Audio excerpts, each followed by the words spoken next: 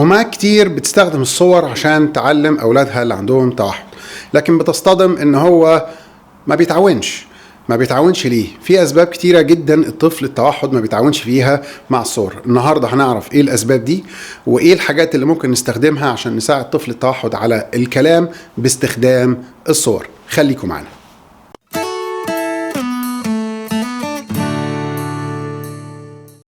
اهلا بيكم في حلقه جديده من كلامي اونلاين. معاكم دكتور احمد عبد الخالق. النهارده هنبتدي نتكلم على ازاي تقدر تستخدم الصور وايه هي الصور المناسبه اللي تقدر تستخدمها مع طفل التوحد عشان خاطر تشجعه ان هو يبتدي يتكلم. قبل بس ما نعرف، احب بس ابارك للدكتوره حنان محمود افتتاح مركزها الجديد في الامارات عجمان، مركز الاوج لاطفال التوحد، ويا رب ان شاء الله تكون اضافه جديده لاطفال التوحد في الامارات العربيه المتحده. الدكتوره حنان يعني فضلها عليا مش هنساه، واحده من افضل الدكاتره اللي ممكن تتعامل مع اطفال التوحد واصحاب نتائج سريعه جدا. نرجع لموضوعنا. استخدام الصور مع طفل التوحد بالذات في البدايه لما بيكون لسه عايز تعلمه الكلام، مش عايز اقول لك قد ايه مهم. كلنا عارفين ان طفل التوحد ربنا سبحانه وتعالى اداله ملكه قويه جدا انه بيقدر يلاحظ اشياء يمكن احنا الكبار ما بنلاحظهاش، بياخد باله من حاجات احنا ما بناخدش بالنا منها. يعني مثلا اغلب اطفال التوحد الام اقول لها مثلا لو انت غيرتي حاجه في البيت مين اول واحد يلاحظ؟ تقولي الولد. لو ماما مثلا حطت منوكير جديد مين اول واحد يلاحظ؟ الولد. يمكن والده ذات نفسه ما بيلاحظش، فهم عندهم قوه ملاحظه، بيقدروا يشوفوا حاجات احنا ما بناخدش بالنا منها وياخدوا بالهم من الحاجات الدقيقه قوي. عشان كده استخدام الصور مع طفل التوحد بالذات في بدايه الكلام مهم جدا جدا جدا جدا. لكن بيحصل خطأ شائع جدا وسط الأمهات اللي هو الجملة الشهيرة المجموعات الضمنية. ماشي، مع التوحد مفيش حاجة اسمها الكلام ده، مفيش حاجة اسمها مش عارف أديله صور البيت وصور فاكهة صور خضار. القصة ما بتمشيش كده خالص خالص. القصة بتمشي بطريقتهم هم مش بطريقتنا احنا. ما ينفعش تاخد الحاجات اللي بتتعمل مع الأطفال العاديين وتستخدمهم مع أطفال التوحد. هم ليهم نظام مختلف تماما عننا، ليهم تفكير مختلف تماما عننا. عشان كده لما تيجي تستخدم الصور مع طفل التوحد أهم حاجة تختار الصورة الصح. بمعنى ايه؟ بمعنى ان انت ممكن تجيب مثلا صورة تفاحة وتديها لطفل عنده توحد عشان خاطر يتعلمها. ممكن تلاقيه ما عجبتوش، تجيب له صورة أسد. ماشي، وموضوع الأسد ده هنتكلم عليه النهاردة كويس. بتديله عشان يقولها مش راضي يقولها. ممكن جدا وبنسبة كبيرة ان هو مش راضي يقولها عشان الصورة مش عجباه. بمعنى ايه؟ هو مش رافض ان هو مثلا يتعلم الاسد، لكن هي مش عجباه الصورة. فانت لو غيرت الاسد بصورة اسد تانية ممكن تعجبه وتبتدي تقولها. امهات كتيرة جدا جدا هتيجي تسألها الكلام دوت. انا بشتغل مع ابني الصور في مجموعة صور معينة هو بيقولها، هو عجبته مثلا صورة التفاحة، عجبه صورة الأسد، عجبه صورة مثلا الكلب كويس، فهم بيقول الثلاثة دول بس. طب بيقول صور تانية ماما؟ لا. طب اشمعنى اختار الصور دي وابتدى يقولها والصور التانية ما بيقولهاش؟ لأن الصورة ذات نفسها ما عجبتوش. فالأم إيه؟ تفضل وراه وراه وراه وهو مش عاجبه الصورة، مش عاجبه الصورة وما بيقولهاش. لكن لو أنت غيرتي صورة الأسد بصورة أسد تانية الصورة ممكن تعجبه ويبتدي يقول. أمهات كتير ما بتاخدش بالها من القصة دي، الصورة ممكن ما تكونش عجباه. تاني حاجة، ايه نوعيه الصور اللي انت ممكن تستخدمها؟ بشوف امهات كتير جدا بتيجي تشتغل مع طفل التوحد تجيب لي صوره مرسومه، واطفال التوحد ما بيحبوش صور مرسومه وما بيحسوش بيها. امهات اطفال التوحد تجيب صور تعليميه اللي هو تلاقي صوره وراها خلفيه بيضاء وتبتدي تستخدمها عشان تعلمه. هم ما بيحبوش الصور دي.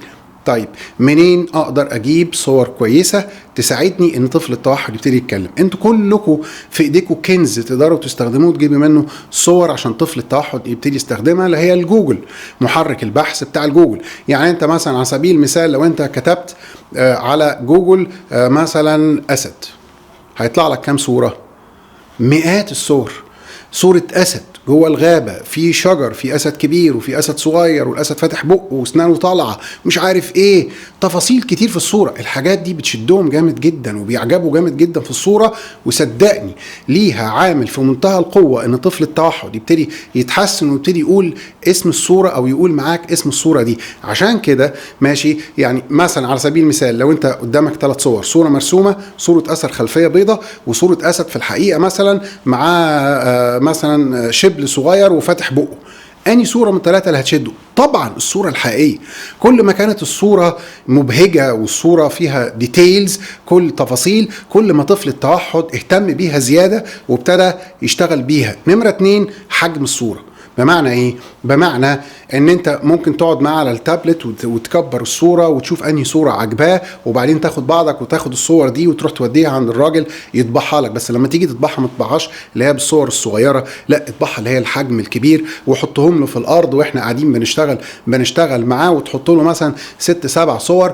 مؤكد 6 7 صور هتلاقي فيه 3 4 صور منهم شدوه، ابتدى يتجاوب معاك فيهم، وابتدى يميزهم، وابتدى يعرفهم. نمره 2، بيعشقوا حاجه اسمها كبدايه كلام ان انت تستخدم اصوات الحيوانات. يعني يا مولاد عندي كانت بدايه الكلام بتاعهم ان الاسد بيعمل ايه، والبقره بتعمل ايه، والكلب بيعمل ايه، ومش عارف القرد بيبتدي يعمل ايه، ونبتدي نقلد الصوت. الموضوع بيعجبه، بيشد انتباهه، الصوره جميله، حجمها كبير، ماما بتقول صوت عجبني الصوت دوت ماشي، فالولد ابتدى يقول، ودي تبقى مدخل مهم جدا جدا جدا للكلام. يعني مثلا امبارح انا كنت بتابع ولد اونلاين، امه عملت نفس القصه، بتقول لي من اول يوم عجبه جدا صوره الذئب، وكانت صوره حقيقيه، وابتدت تعمل صوت الذئب عجبه، والاول مره طلعه يعني هي مش قصده ان هو يتكلم، بس هي بتعمل له صوت، فوجئت بيه ان هو راح مكرر الصوت، عجبته. فانت لازم تشد انتباه الطفل كويس، سواء بالصوت او بالصوره القويه الواضحه، عشان خاطر هو كمان يبتدي يتجاوب معاك. عشان كده اختيار نوع الصوره كويس، وقلت لكم المصدر عن طريق جوجل كويس، والصوره تبقى فعلا مليانه تفاصيل كويس، هتفرق معاك كتير. صوره تانية مثلا على سبيل المثال، لو جبت له صوره فراوله كده فاضيه ماشي، وراها خلفيه بيضاء ماشي طيب، لكن انت لو جبت له مثلا صوره ولد وماسك فراولتين كبار في ايديه وبيقربهم من بقه وبياكلهم، لا طبعا الصوره دي غير دي خالص. دي مليانه تفاصيل شدت انتباهه، الولد ده بيعمل ايه وهو ماسك ايه في ايديه، والفراوله بص لونها احمر مش عارف عامل ازاي، وايده والكونتراست فرق اللون ما بينها وبين ايديه بتشدهم جامد جدا. فدايما اختار الصوره المناسبه وانت بتتعامل مع طفلك، صدقني ده له عامل كبير جدا ان طفل التوحد يبتدي يتحسن في الكلام.